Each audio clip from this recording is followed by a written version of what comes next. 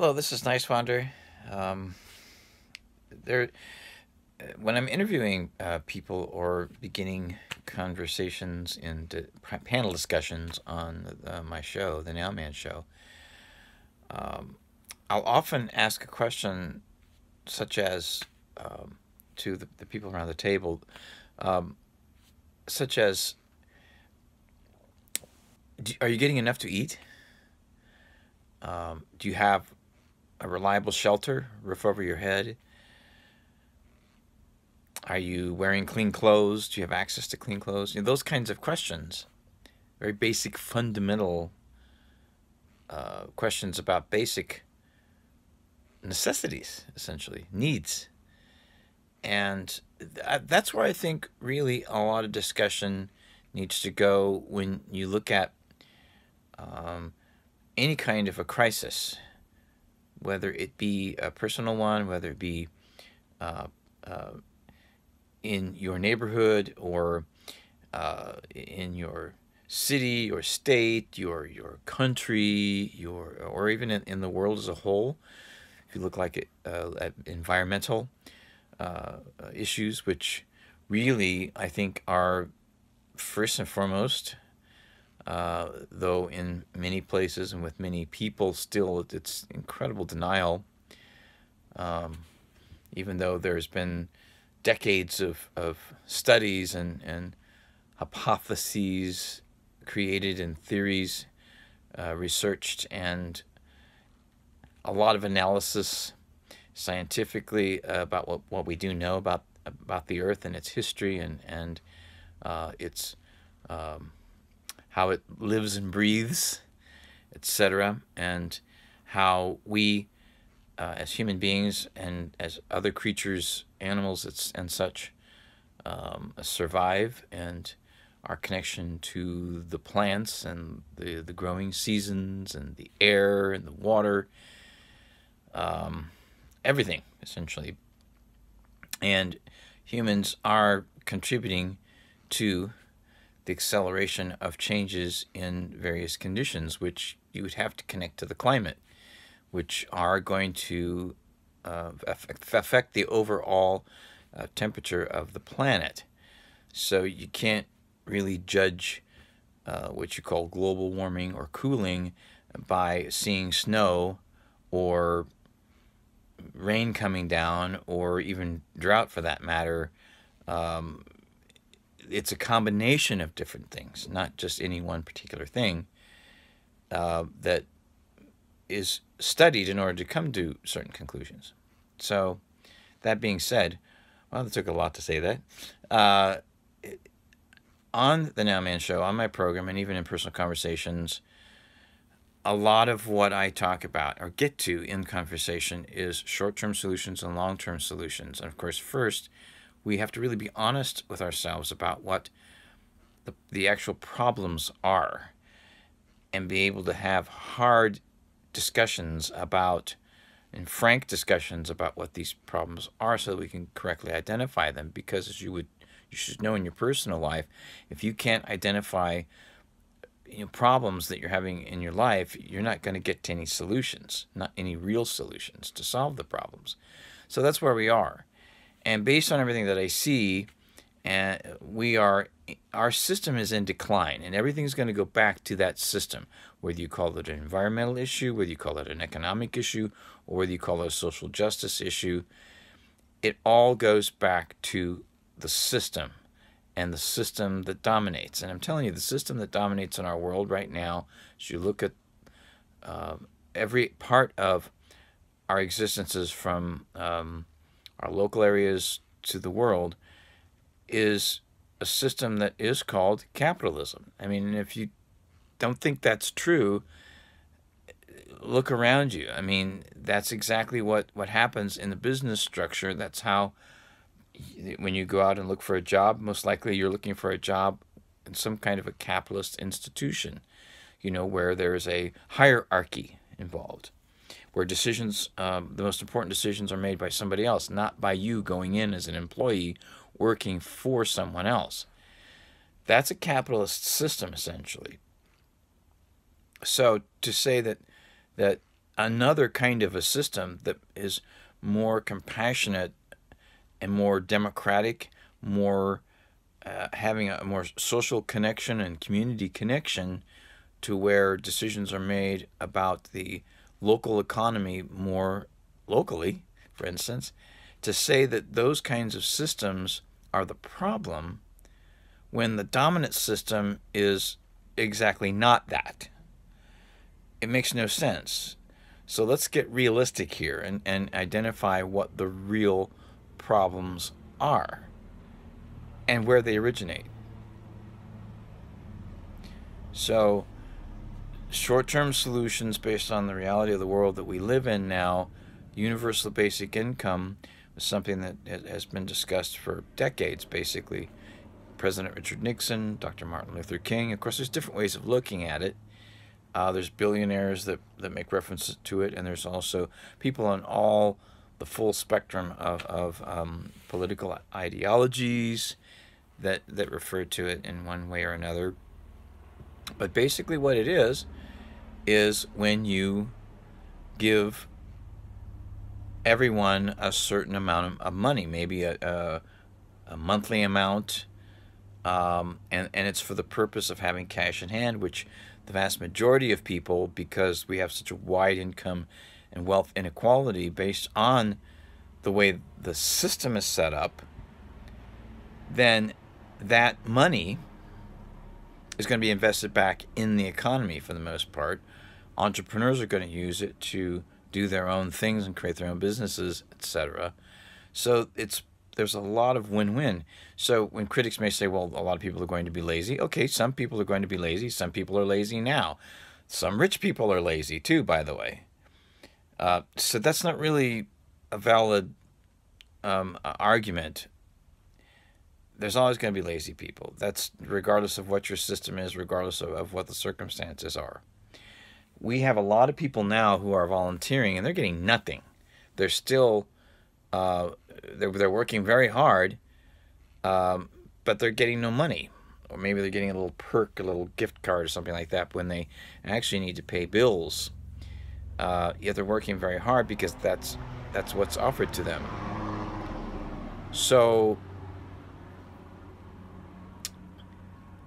this is something that has to be considered in universal basic income. Who is really going to benefit from it? I understand there's concern that that people will get benefit from it who really don't need it. I understand that. But we have to analyze this. Again, at the very least, we have to start analyzing it, openly discussing it, habitually repeating it over and over again to get the word out and get people to think about this as a at least at the very least a short-term solution. And then we need to work on long-term solutions. Actually, that will work in moving humanity forward in a positive, hopeful way, rather than seeing the earth just kind of, the earth continues, but the way we handle how we can live on this earth planet, it's really up to us. This is serious business. We really have to look at these different challenges. Just like we need to transition to solar, use the sun to make energy, use wind, natural things that the earth produces, that's always been here, to make energy, not continually pulling everything out of the ground, because eventually if you keep doing that, there won't be any more to pull out of the ground. So you've got to have alternatives anyway. And then what are you putting into the atmosphere scientifically? If you don't really understand how the atmosphere works, right?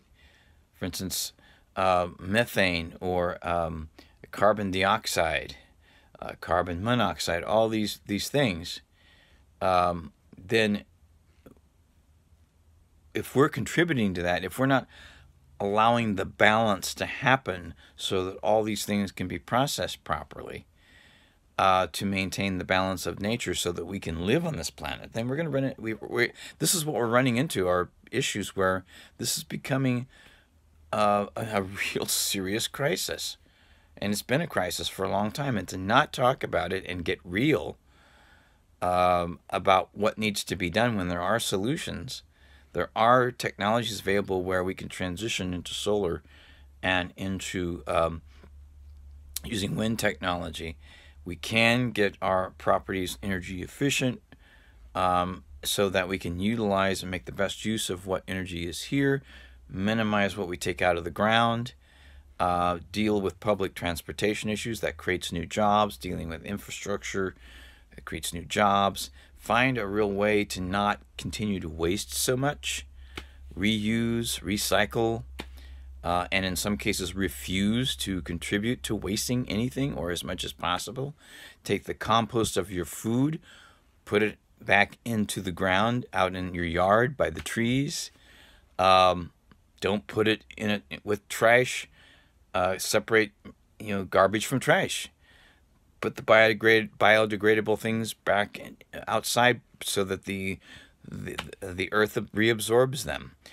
Minimize the amount of trash that we would be taking to landfills. This can be done by a conscious effort if people just do the conscious effort.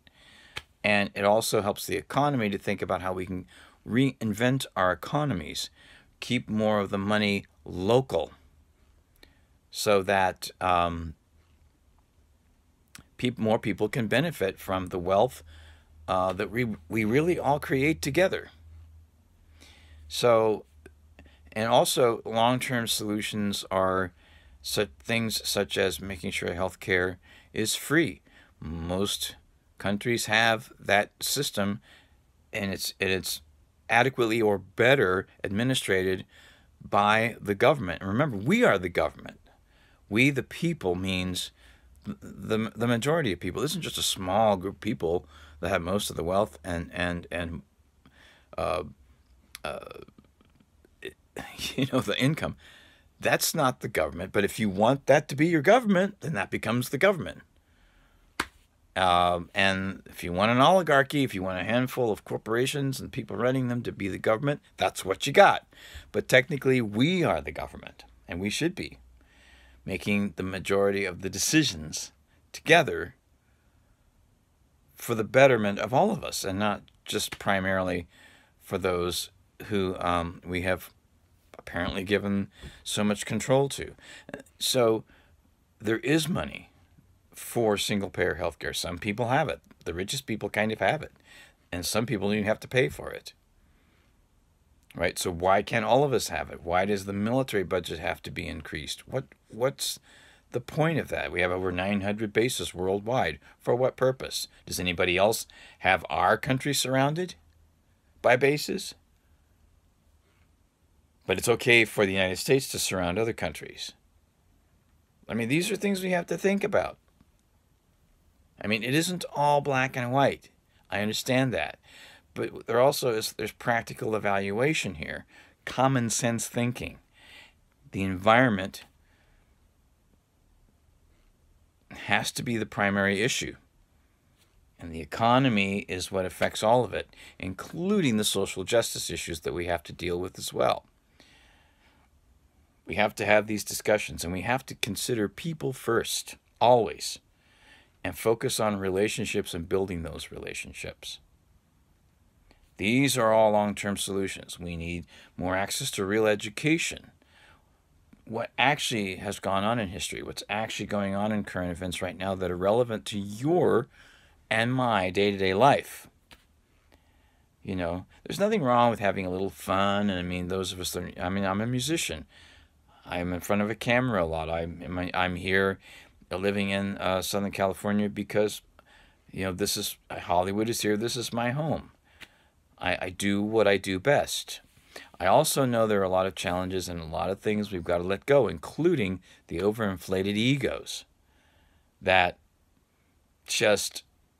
not going to fit in a world going forward. We are here together. And that is really, in a nutshell, what it's all about. How are we going to figure that out? It's up to us. And some of us want to do that. Will you work with us? Check out democracyatwork.info. and local groups in your area that are meeting to focus on what we can do together to help one another. And also watch the Nowman show, and always more news coming. It's arts, entertainment, education, and news, all kinds of stuff, interesting guests. Some fun stuff too. It's not all, this serious stuff I'm talking about here. There's fun stuff as well. Because we need it all. We need each other in an uplifting sort of way, in an enlightenment sort of way. Much like, I guess you would say, a new renaissance. Enlightenment. And that's where it starts. And it starts with you and me. This is Nice Wonder. I love you very much. To be continued.